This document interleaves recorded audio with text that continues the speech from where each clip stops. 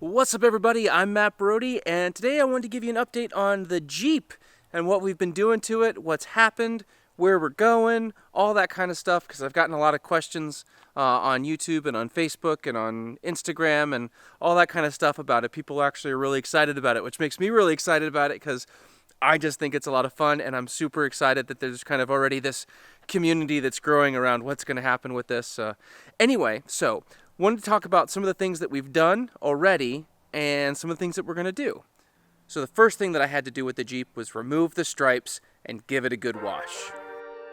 In order to remove the stripes, I called in my buddy Matt at Premier Auto Detailing. All right, so we're getting ready to give the Jeep its first real wash, but we're also going to go through and remove all the stripes along the side of the Jeep because obviously they're already kind of messed up and nasty looking, but if we end up making this the Jurassic Park Jeep, those have obviously got to go because you can't have those stripes there. So I'm not a big fan of those stripes, even if they were nice. So we're going to remove all that, make it solid red again, and give it a nice wash and wax. We're going to see how pretty this thing shines up. The first thing that Matt did was use a degreaser on the wheels and tires. This simply helps to dislodge any brake dust and debris and gunk and grime that builds up around the wheels, just to kind of start the initial cleaning of the Jeep so that we could remove the stripes.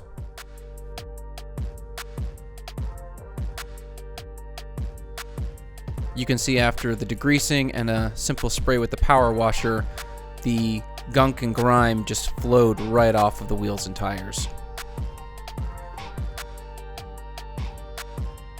After the wheels were done, Matt used the pressure washer to spray down the rest of the Jeep just to dislodge any other contaminants that would be around the paint and particularly around the stripes as we went to remove those.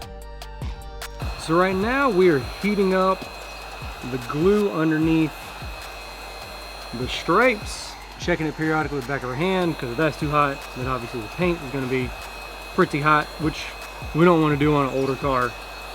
So just going back and forth on a low setting, see if we can loosen up some of the adhesive before we start trying to peel things off. Because if not, then there's a good chance you could also take some paint up with it. Which we know it's going to be repainted, but prefer not to do that. Removing the stripes isn't an overly difficult process, but it can be a little bit tedious. These stripes, being presumably 28 years old, flaked off more than they peeled off, so instead we switched tactics and we went to a safety blade or a plastic razor blade that you can get from pretty much any automotive parts store, and that really helped speed up the process of getting the stripes off. So once the stripes were removed, the next step was to actually wash the Jeep. We used the standard 2-bucket method, and we also used the soap cannon to really spray down the Jeep, create lots of suds everywhere to really do all the work of pulling all the debris and the grime and the gunk off the Jeep. The thick suds really help to pull all of the dirt and the grime off the paint and just sort of get it so it just drips down or wipes off really easily. After a few quick scrubs with the brush on the roof, the next step was to wipe down the rest of the Jeep with a microfiber cleaning mitt. And it's at this point that you can really start to see the paint start to get that deep red and to really start to shine, and that's when I noticed, like, hey, this is actually going to look really pretty when we're done. So after wiping off the Jeep and spraying off all the soap, the next step was actually to clay the Jeep. And in this case, we used a clay mitt surrounded with a microfiber towel that was dipped in soap so that we would always have lubrication for the clay. And the clay is essentially now picking up all of the embedded material left in the paint. And any of the goo or leftover remnants from the stripes would also come up in this, and any other little contaminants in the paint would also come up in this claying process. And then sometimes if there's an imperfection, you'll feel it, but then you also hear it, but then also you're like, oh wait, never mind. that's not something that's going to come out or needs to come out. Once claying was done and the Jeep was dried off, Matt finished it off with a sealant and wax spray that really made the paint pop.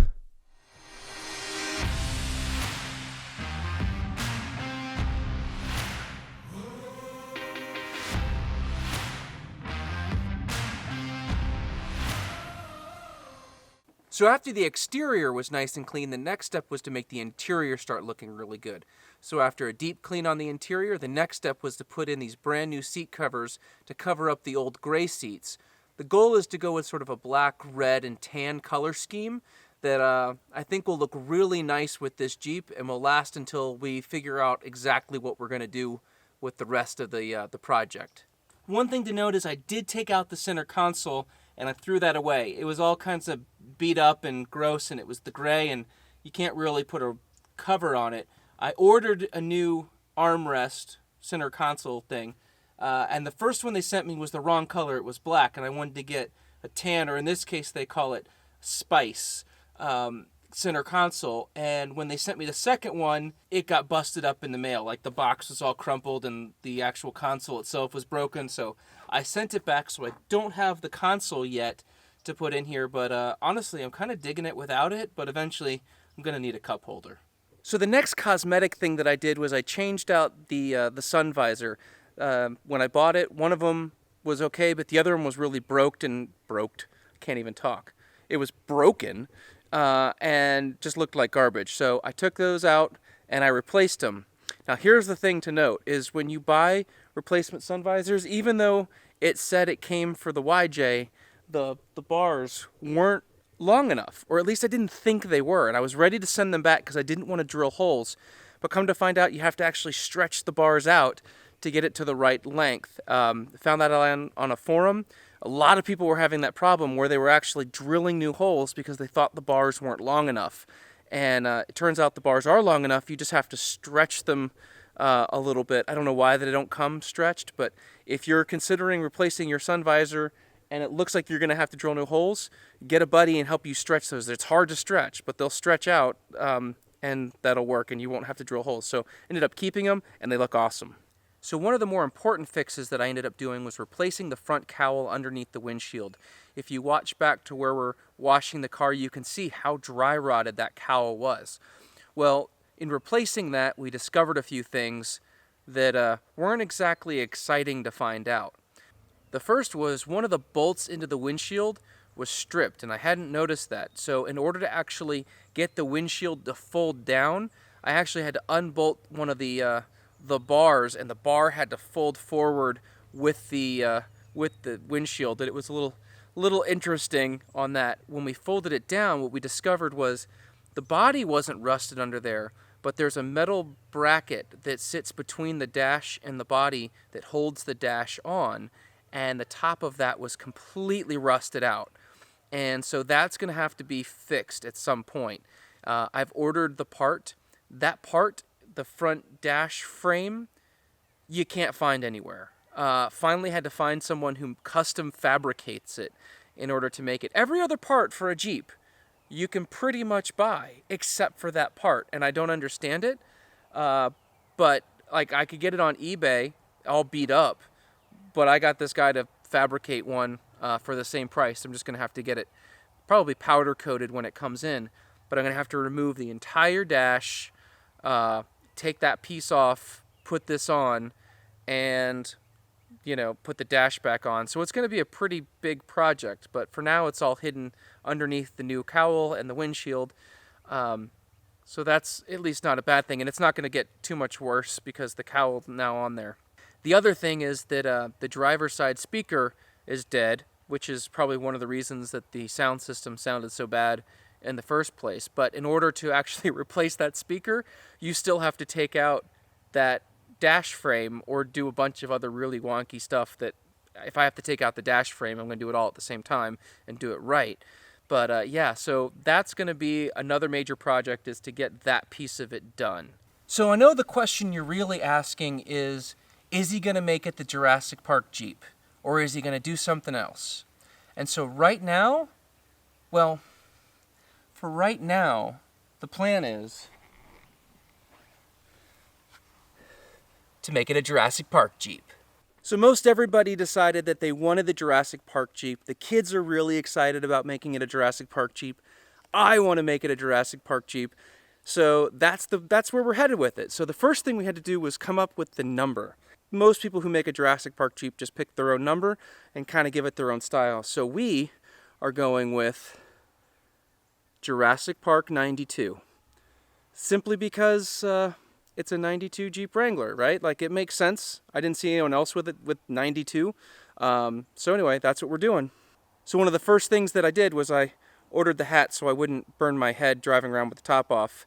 And the second was I made the little ID badge for it to hang from the rear view mirror.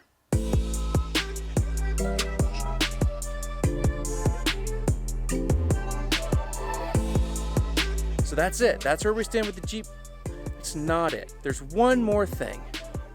That's not it. I almost forgot. My sports bar covers came in today, and they're also that spice color to kind of complete that, and that's going to help protect that red paint under there too. So anyway, that's the next step. So let's add those right now. In fact, let's do this by adding a little movie magic. Took a little bit longer than I thought it was going to take, but yeah, looks really good, doesn't it? I'm excited. Cool. I'm not gonna lie, that was actually a little bit harder than I thought, because, well, these bars here, the old pad didn't have a zipper on it, so I actually had to take the bar off to slide the pad off to put this bar on, which has a zipper, so in the future I won't have to do that again.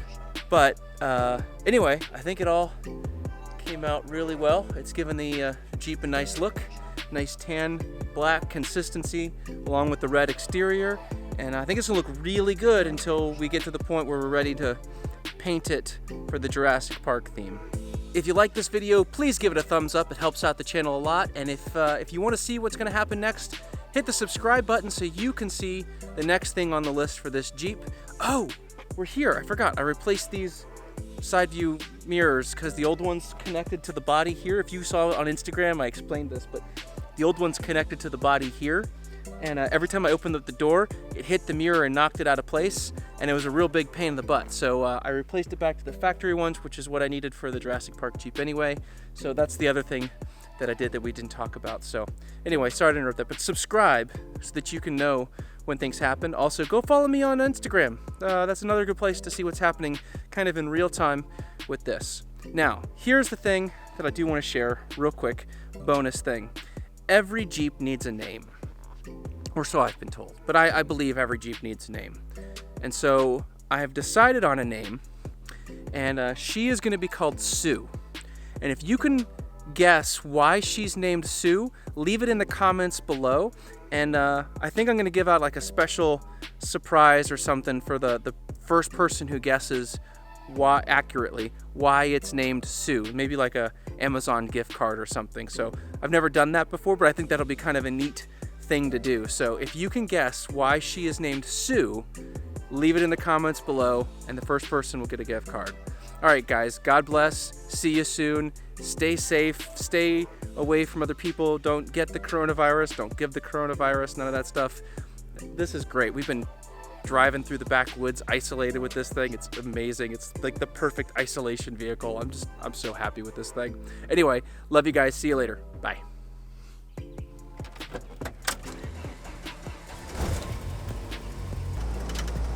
It's really hard to drive a stick shift and hold a camera in a Jeep that has no place to mount a camera. So I hope you appreciate this.